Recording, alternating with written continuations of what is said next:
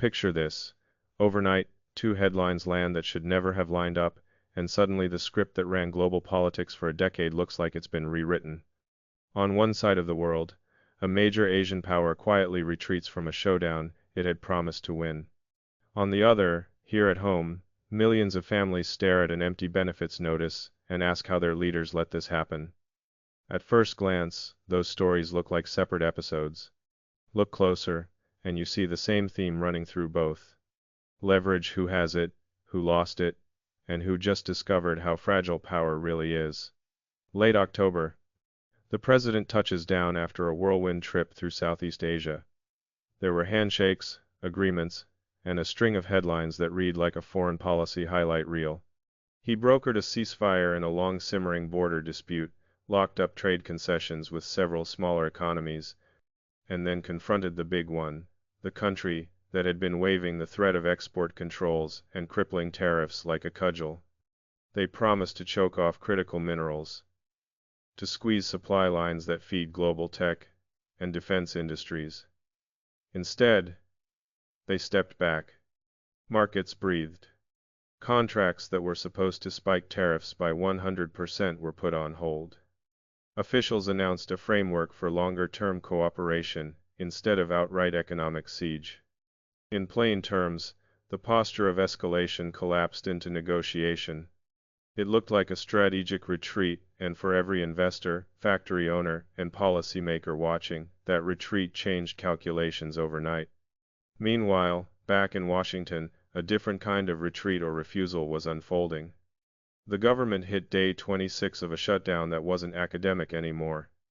This one bled into the daily lives of tens of millions. The SNAP benefits that millions of families depend on were suddenly in danger. Not because of a natural disaster or a hole in the budget, but because a faction in the legislature refused a simple funding bill, unless certain policy riders were attached riders that would expand taxpayer-funded benefits to undocumented immigrants. That demand turned a routine funding vote into an existential standoff, and the consequence fell on people who had nothing to do with the political theater. So why do these two moments belong in the same story? Because they both reveal the anatomy of leverage. In Beijing, control over refining and export channels for rare earths looked like muscle. It felt like a hard asset, a lever you could pull to tilt the world. But leverage only works if the other side believes you will use it. Threaten to choke supplies and you force your partners to decide. Accept your dominance or diversify immediately. When the partners start building alternatives, your so-called leverage withers. That's what happened. The mere threat made countries and companies accelerate investments in alternative refineries and supply lines. Once that process started, the monopoly dissolved and the threat lost its teeth.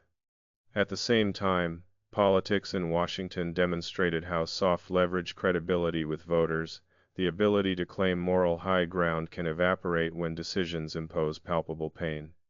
A clean funding bill sat on the table. The House had passed it.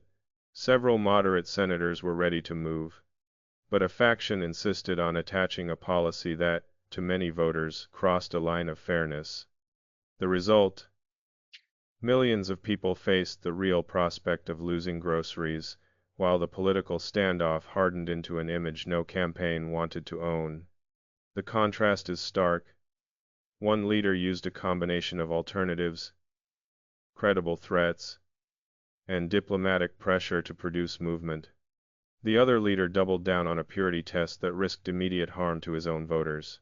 One side expanded options. The other narrowed them. One earned flexibility, the other lost the benefit of the doubt. There are human faces behind both stories. On the trade side, a factory owner in the Midwest who imports components for electric motors suddenly finds his supplier contracts more secure. A grocery manager sees input costs stabilize and passes savings to customers. On the shutdown side, a single mother of two checks her mailbox and finds an official notice: SNAP payments delayed. She doesn't read the parliamentary maneuverings, she feels the scrape of the empty fridge. Her community's diner is slower this week. The regional food bank receives more calls. The ripple spreads. This week taught a blunt lesson about how power operates. Threats that appear strong in theory can be self-defeating in practice. If you weaponize a supply chain, you force the creation of alternatives that diminish your grip. If you weaponize a social program, holding people's livelihoods hostage to a political point, you lose credibility with precisely the people you should be protecting. Leverage is about options. When you reduce your adversaries to a choice that forces them to innovate, you lose leverage forever. When you reduce your own coalition to people who must choose hardship over principle, you hollow out support. Let's be specific for a moment. Rare earth minerals are a technical topic, but their political implications are straightforward. They're essential. They're the invisible input in the gadgets and machines that undergird modern life. For years, one country dominated the messy, expensive part of the value chain, refinement and processing. That control felt like a permanent advantage. But it always depended on others quietly acquiescing. The instant credible alternatives come into view: new refineries, new partnerships, fresh investments in processing. The hostage-taking loses its leverage. You destroy the dependency that created your bargaining chip. On the domestic front, the math is more brutal. If you represent a political coalition that relies heavily on working-class families who use food assistance programs, and you allow the benefits those families depend on to lapse in order to score a policy victory, that is unlikely to win broad public sympathy, you gamble away the trust that makes governance possible. Public opinion is unforgiving when survival is threatened. Polling shows that in moments like these, people don't reward symbolic purity. They punish practical pain. Now, politics is often theater. But theater has real effects when the curtain hides consequences. In this case, the theater of crisis allowed an opposing leader to frame narrative advantage. Look, they had a simple rescue on the table. They refused it. Suddenly, the public lens shifted from abstract policy debates about immigration policy to a concrete image: hungry kids and shut-off paychecks. That image carries enormous political weight.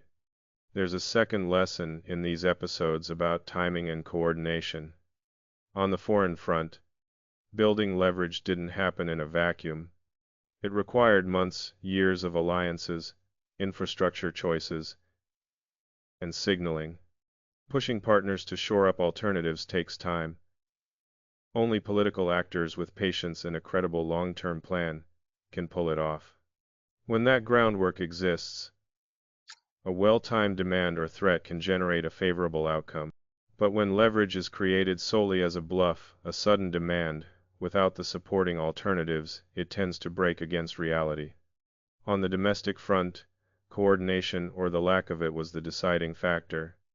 A functioning political majority can secure funding and pass aid quickly if its leaders prioritize pragmatic outcomes. Failing to do so reveals either a misreading of public tolerance for pain or a willingness to tolerate collateral damage for ideological purity. Both are risky.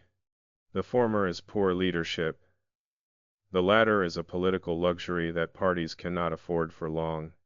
What does this mean for the average person?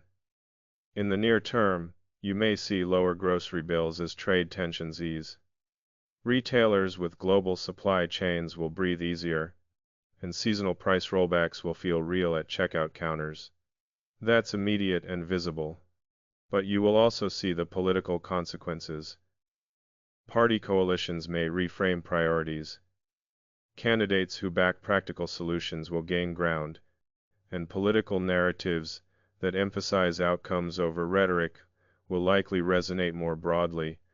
The people who measure success by tangible improvements in daily life, stable work, steady food, predictable prices, are the ones who define winners over the long arc.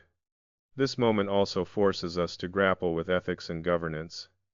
Is it acceptable to hold the functioning of government hostage to force the inclusion of controversial policies? Is it acceptable to threaten global supply chains to score a point? The answers are complicated. There are times when high-stakes gambits produce critical reforms. There are also times when those gambits cause needless harm. Responsible leadership requires an ability to differentiate between the two, to weigh short-term pain against long-term gain, and to prioritize human dignity when the stakes are citizens' livelihoods. There's a third angle to consider: reputational capital. Countries and leaders trade on reputations built over years. The U.S. has long relied on institutional stability. A reliable dollar, predictable legal frameworks, and partners that trust the American market. When leaders demonstrate the ability to produce results, to secure alternative supply chains, to bring down costs, to stabilize markets, that reputation strengthens. Conversely, when domestic actors demonstrate a willingness to let essential services fail for political theater, that reputation frays. International investors watch both threads. They reward predictability and punish chaos. So where does that leave us next? There are several plausible paths. Moderates could rally and pass emergency funding, restoring benefits and stabilizing domestic life. If that happens, the immediate human damage will be limited and the political fallout contained. International trade frameworks could hold, giving firms the confidence to invest in domestic supply chains and reducing reliance on a single supplier. Over time, those investments could realign global industrial maps in ways that resist future coercion. Alternatively, the impasse could endure. If domestic politics continues to choke off basic services, the economic ripple effects will deepen. Local businesses will suffer, consumer spending will fall, and markets may grow jittery. International partners will watch closely. Their appetite for nearshoring and diversification could accelerate or stall depending on stability signals. The cost of uncertainty can be high, and the most vulnerable will pay it first. In the end, the week we witnessed is a case study in the limits of coercive power and the enduring value of credible alternatives. It shows why leadership that builds options and delivers measurable improvements tends to prevail, whether on the world stage or in the halls of Congress. It also shows how fragile political legitimacy becomes when it's measured against the simple question: are people being fed? If there's a single practical takeaway, it's this: watch for results, not slogans. Pay attention to policy that produces tangible improvements in your life: stable grocery prices, reliable paychecks, predictable services, and be skeptical of grandstanding that leaves people worse off. Politics is about choices. When those choices prioritize the everyday needs of citizens, they earn trust. When they prioritize spectacles, they risk losing it. If this breakdown helped you connect the headlines, hit like and subscribe for more clear-eyed analysis that focuses on outcomes. Drop a comment below. Did this week prove that decisive action works? Or was it an unhealthy new normal? The better we understand how leverage really works, the better choices we can all make for our families and for the communities we depend on.